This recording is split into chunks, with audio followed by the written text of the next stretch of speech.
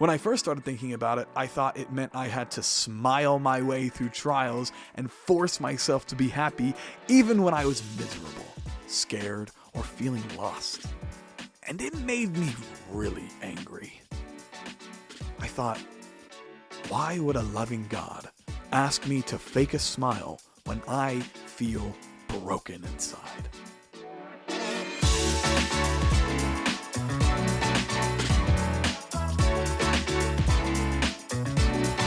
Hey friends, welcome back to the Steward's Way. I'm Jacob, and this is a place where we talk about following Jesus with our money, where faith meets finance in a real, practical, and hopeful way. This podcast is all about giving people the confidence to walk into their financial lives with hope and joy, knowing that where they are is not where they have to stay, and that where they're going is worth the work it takes to get there. Every week, we're taking steps toward freedom and purpose in our financial lives, not just so we can win with money, but so we can steward well, live generously, and walk with joy in every season. If you've been tracking with us, you know we've been building a foundation. 2 weeks ago, we talked about how to build a budget from zero.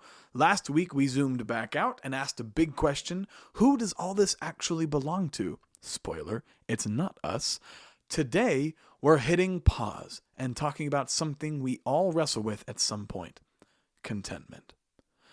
How do we enjoy life while still being wise with money?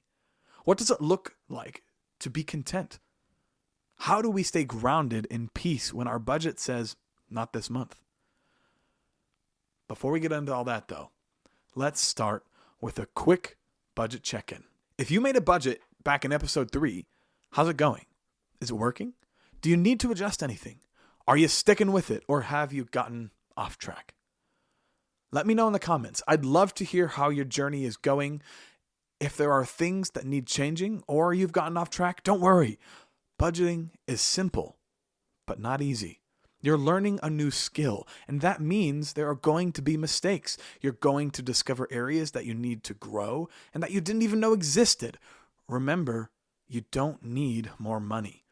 You need to start being faithful, and you need vision. A budget is a great way to gain vision for all seasons of life. Like we learned in episode 3, your budget is a tool, not a prison. You're allowed to revise it.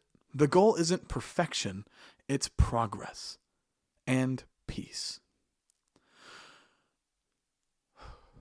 Before we dive into contentment and everything that comes with it, I want to take a moment to be vulnerable with you. Honestly, this episode was really hard for me to write. Not because I don't believe in the importance of contentment, but because I believe it's so important. Contentment is foundational. It's essential to our Christian walk and experiencing true financial freedom. The Bible shows us that over and over again, and if you've been following along, you know that these first 5 episodes are all about laying a strong foundation, both spiritually and practically, for how we manage money as believers. So, if contentment is such a key piece of the puzzle, why was this so difficult for me to write? Well, it's because I genuinely struggle with it. The heart behind this podcast isn't just to give you financial advice, it's to create a community, a space for people who love Jesus, who want to grow closer to him, and who want to honor him with every part of their lives, including their money. But here's the thing. When you're the host of a show like this, it can be easy to assume that I've got it all figured out, that I've mastered everything I'm talking about, but that's not true. I'm Jacob. I'm 24. I'm a son of God doing my best to pursue my Father. I'm finishing my degree in finance, and I'm also a financial coach, but I'm also someone who wrestles with contentment. I'm learning, I'm growing, and I'm walking this journey right alongside you. Okay, now let's talk on contentment. Let's get something clear right off the bat. Contentment is not settling. It's not passively accepting bad circumstances, giving up on growth, and pretending things are fine the way they are, when they're not. Contentment is peace. It's choosing to rest in the truth that God is enough, even if our bank account isn't.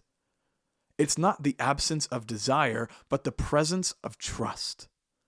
Here's how Paul puts it in Philippians 4:11 through 13.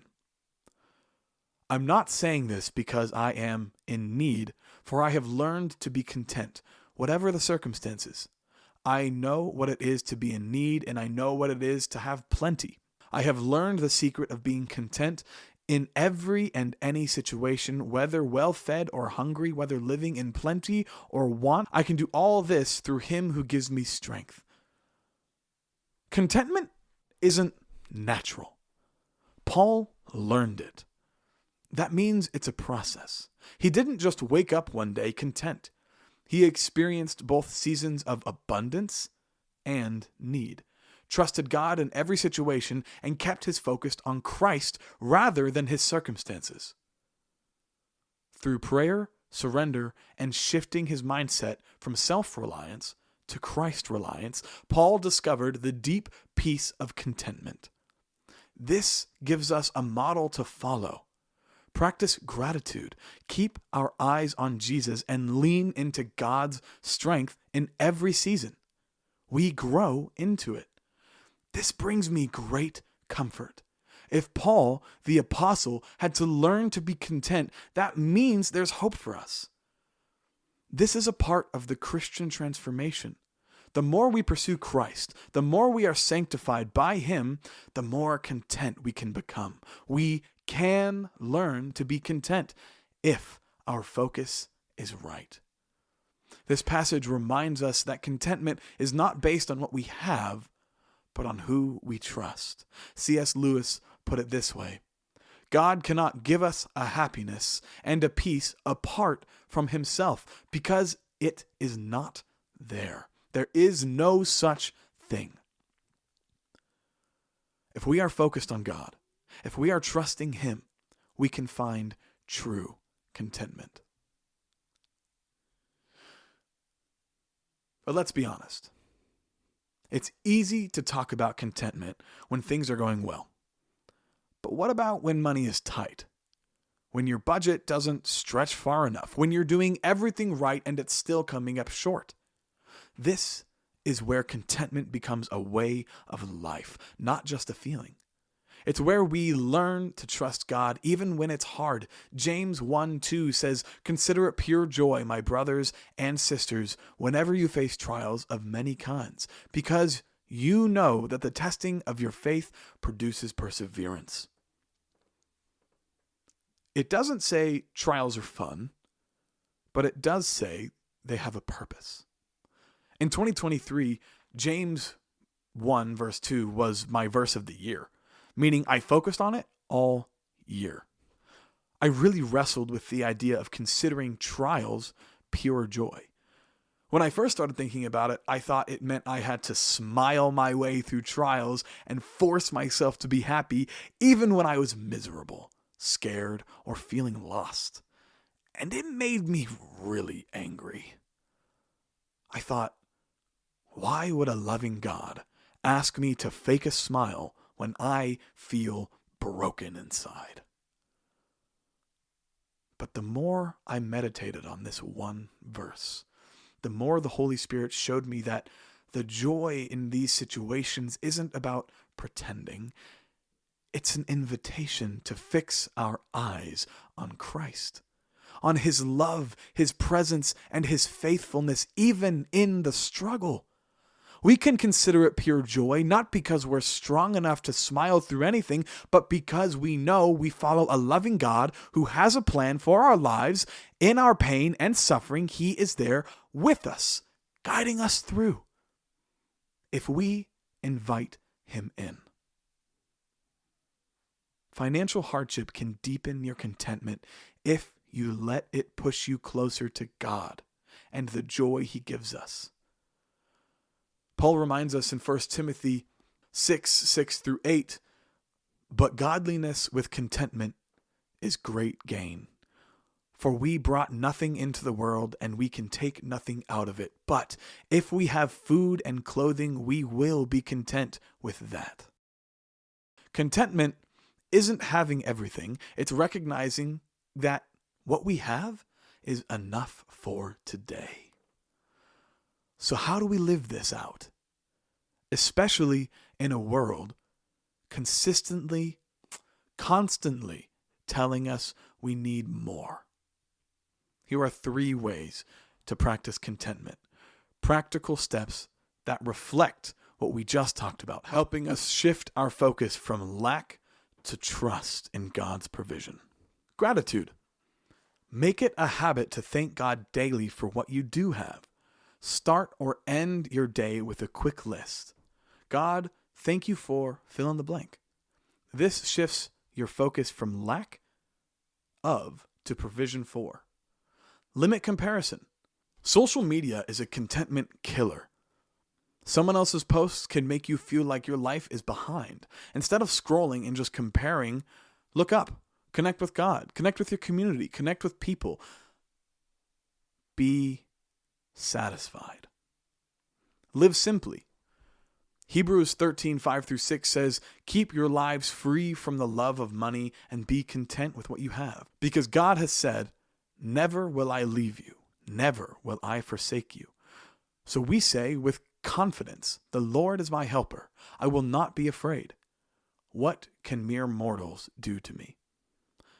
Simplicity isn't about minimalism, it's about margin. When we're not driven by the love of money, we're free to enjoy what we have, live generously, and trust that God will take care of what we need. God's presence is better than any possession. C.S. Lewis wrote, "If we find ourselves with a desire that nothing in this world can satisfy, the most probable explanation is that we were made for another world." Contentment isn't about what you lack, it's about what you will never lose. Jesus. So, here's the big truth. Contentment isn't giving up, it's looking up. It's choosing to fix your eyes on the provider rather than on the provision, allowing that upward focus to shape our financial choices. When we trust that God is present and providing, even in seasons of lack, we can make decisions from a place of peace instead of panic. It's not about settling, it's about trusting. It's a way of life, a heart posture, and a testimony of faith in every season. Let's close with this. Do a gratitude check. Write down 5 things you're thankful for financially, even if they're small. Revisit your budget. Is it still working? What needs to adjust? Ask yourself honestly, where have I let discontentment creep in? If this episode encouraged you, please share it with a friend or leave a quick review. It helps more people find hope and peace in their financial journey. And if you have any questions, reach out to me on social media. Go ahead and DM me. Next week, we'll talk about another key step toward financial peace and purpose. But until then, walk in peace, walk in purpose, and trust the provider. See you next time.